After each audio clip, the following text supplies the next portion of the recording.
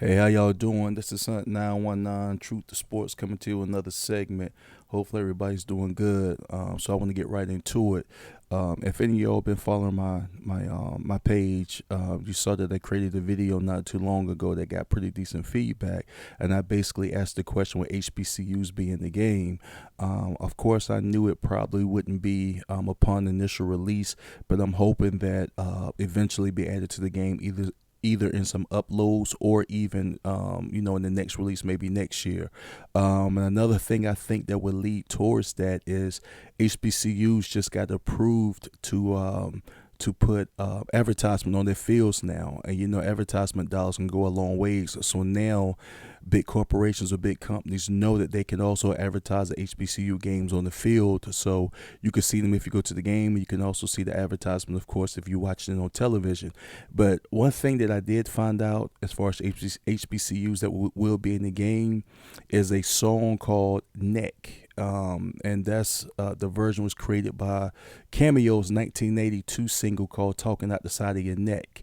Cameo is, if you want to look them up, their most famous song to me is called "Candy." Tastes like candy, raspberry, strawberry, all those good things. You don't know what you mean to me, but anyway, it's one of my favorite songs. Even when we were younger, I used to love that song, and it's like an HBCU anthem.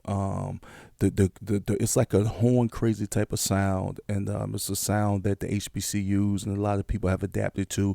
And I know you all are going to say, no, LSU plays that song. A lot of the Power Fives plays that song, but from me looking this up and doing my little research on it, it originated in HBCUs and black colleges across the nation that was playing it. Actually, the beginning of the song sounds like Usher's "Supermodel" to me, so I wouldn't be surprised if he actually sampled that song, or at least the beginning of it.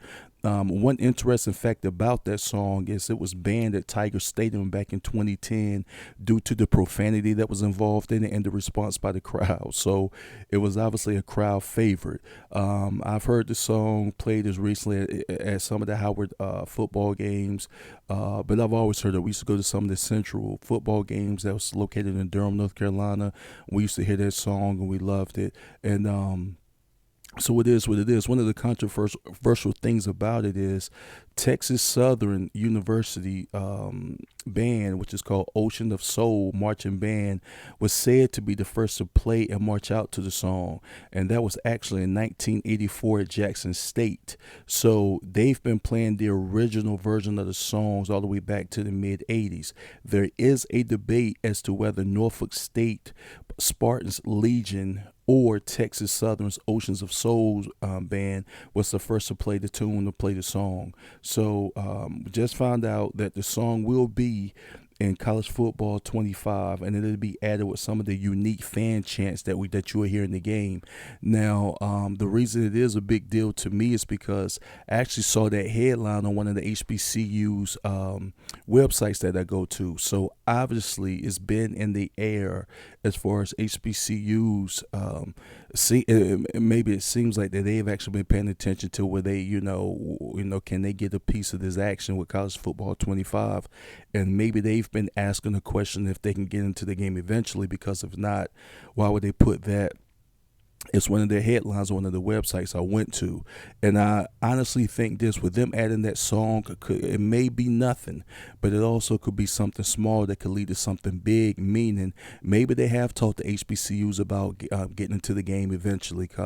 Because the way that college football 25 did it this year, they went around to all of these arenas or all of these stadiums because they wanted everything to be authentic as they could get it. So maybe they have been talking to HBCUs behind the scenes, and maybe it's something that we could look forward into the future. I know that you will be able to probably create it into the game, meaning some users, very smart users out there, by the way, that can create all of these stadiums. They can create the players. They can create the players' likeness.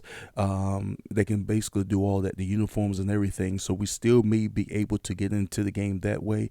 But as far as officially getting into the game, I seriously think that with the inclusion of this song, meaning they do obviously pay attention to HBCUs, that maybe one day that they may actually be in the game amongst the other teams. And by the way, there are 22 Division I HBCUs for those who don't know it. sport. So there are a lot of Division Ones HBCUs, but some of the Division Twos HBCUs are just as famous in the black culture as some of the Division Ones are. Some people don't even know which ones are Division Ones or Division Twos. So it is what it is at this point. But it could be something small that could lead to something big with the inclusion of this next song. That actually originated in HBCUs. This may lead to something bigger and better, either in the near future or in the future. So, I'm pushing for little things like that. So hopefully, hopefully we'll see some of our favorite HBCUs in the games, just like you see the North Carolinas, just like you see the East Carolinas, just like you see the Power 5 schools in the game. It's been Hunt 919, Truth to Sports. Ride with me. You made a huge mistake. It's been Hunt 919, Truth to Sports. Ride with me.